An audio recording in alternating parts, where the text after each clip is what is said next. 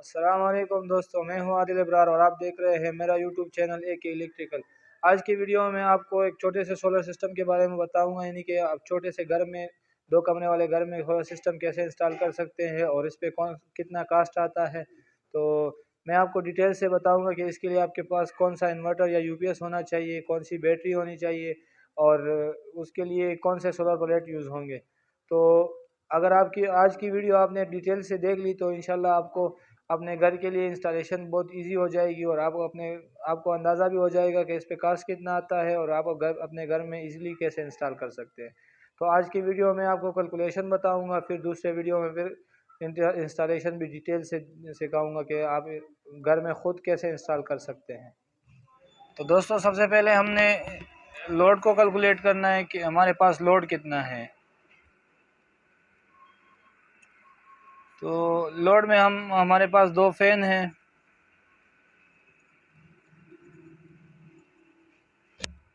4 अदद LED light है 12 वाट,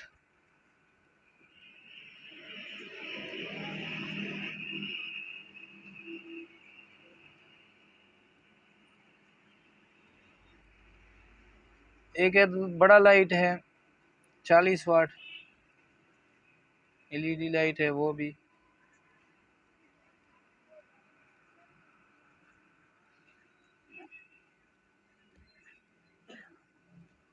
और एक अदद LED टीवी है।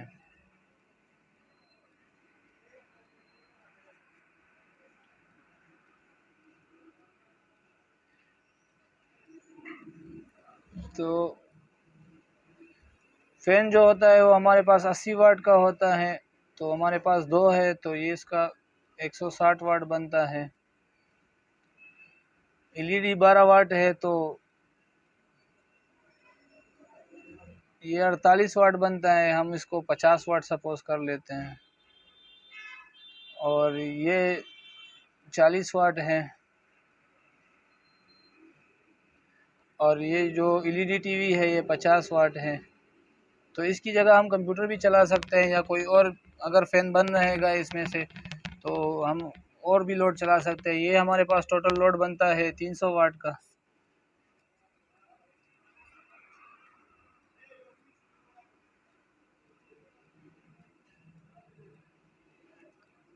टोटल लोड जो है वो 300 वाट बनता है। तो अभी हमने देखना है कि इसके लिए हमने इन्वर्टर या UPS कौन सा यूज़ करना है। दूसरे नंबर पर हमारे पास बैटरी कितने एम्पेयर आवर की होनी चाहिए,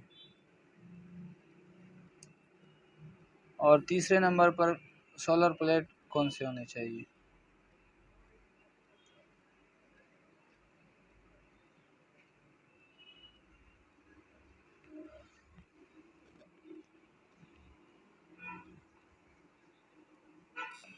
तो 300 वाट लोड चलाने के लिए हमारे पास कम से कम 500 वाट तक का UPS होना चाहिए या इन्वर्टर होना चाहिए। 500 से 1000 हम सपोज कर लेते हैं। फ्यूचर में अगर हमारे पास लोड ज़्यादा हो जाता है तो हमको फिर ये UPS या इन्वर्टर चेंज नहीं करना पड़ेगा। तो इसलिए हम अगर 1000 वाला यूज़ करेंगे तो बेहतर है। दोस्तों, अभी हमने बैटरी का साइज़ फाइंड करना है। तो बैटरी का साइज़ फाइंड करने के लिए हमारे पास एक फार्मूला है।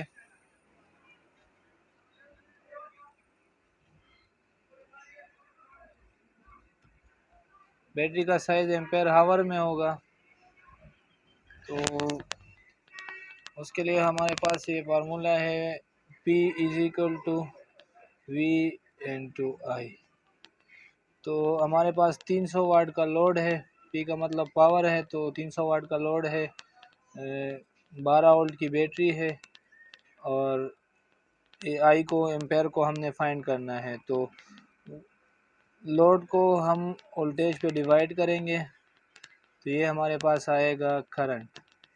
तो ये होगा 25 ampere.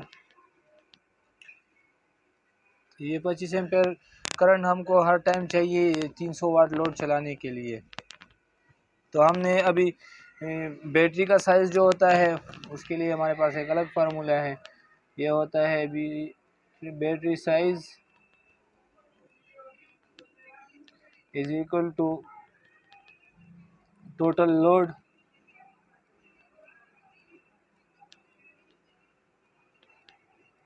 into backup in hours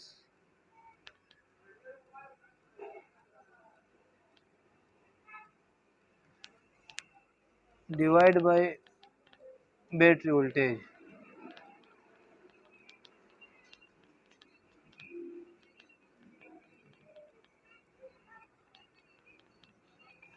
तो टोटल लोड हमारे पास 300 वाट है।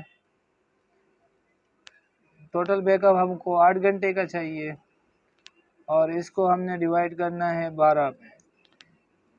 तो बैटरी साइज़ हमारे पास आ जाएगा, ये आ जाएगा 2400 divide by 12 is equal to 200 ampere हावर।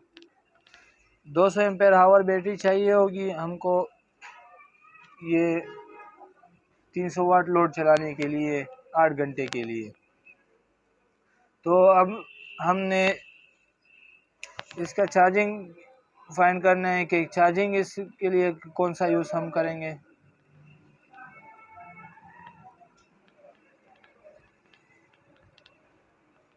जो तो चार्जिंग के लिए हमारे पास 1/10 होना चाहिए। इसका जौन सा भी बैटरी है उसका 10वां हिस्सा होना चाहिए। तो हमारे पास 200 एम्पेयर की बैटरी है, तो इसको हमने डिवाइड करना है 10 पे, तो इससे आएगा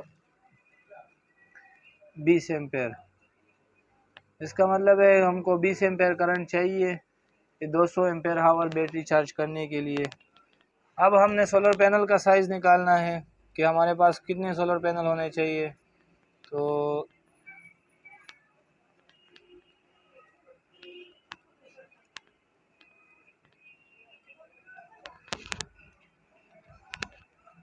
उसके लिए भी सेम फार्मूला है, P is equal to V/I। तो हमने अभी पावर को फाइंड करना है। वोल्टेज हमारे पास जब ये सोलर पैनल हम 150 वाट का यूज़ करेंगे। जो 150 वाट वाला सोलर पैनल होता है उसका जो नॉर्मल वोल्टेज होता है वो जब ओपन सर्किट होता है तो वो 21 वोल्ट देता है, और जब कनेक्टेड होता है सर्किट के साथ तो ये 14 वोल्ट देता है।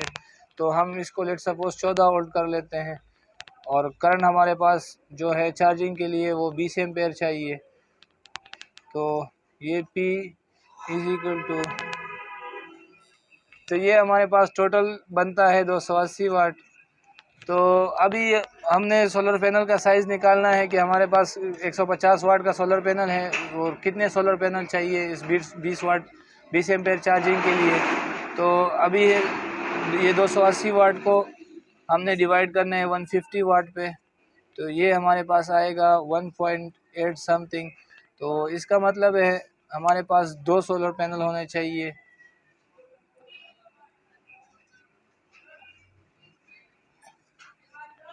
ये 20 एम्पेयर चार्ज के लिए, तो ये एक हमारे पास 9 एम्पेयर के लगभग देता है, तो ये 18 एम्पेयर बनेगा इसका। तो इसमें चार्जिंग सिस्टम बिल्ट इन होता भी है। अगर हम 3 पैनल भी लगाएंगे तो प्रॉब्लम नहीं रहेगा। तो और ये हमारे लिए अच्छा भी रहेगा क्योंकि ये पीक टाइम में जब होगा तो ही 9 एम्पेयर देगा। पीक टाइम से पहले ये 9 एम्पेयर नहीं देगा। जैसे कि अभी पीक टाइम हमारा अगर 12 बजे से 4 बजे तक है तो वो हमें 9 एम्पेयर देगा। उससे कम वक्त में हमें ये 9 एम्पेयर नहीं देगा, यानी कि सुबह के 9 से 12 बजे तक ये हमें 5-6 एम्पेयर ही देगा। तो हमें 3 एम्पेयर 3 पैनल यूज़ करेंगे तो ये हमारे लिए बेस्ट रहेगा। तो हम ये पूरे सिस्टम को चलाने के लिए, ये 300 वाट सिस्टम चलाने के लिए हम 3 पैनल्स यूज़ करेंगे। और इसमें हम कास्ट भी मैं आपको बता देता हूँ कि इस पे कास्ट कितना आएगा।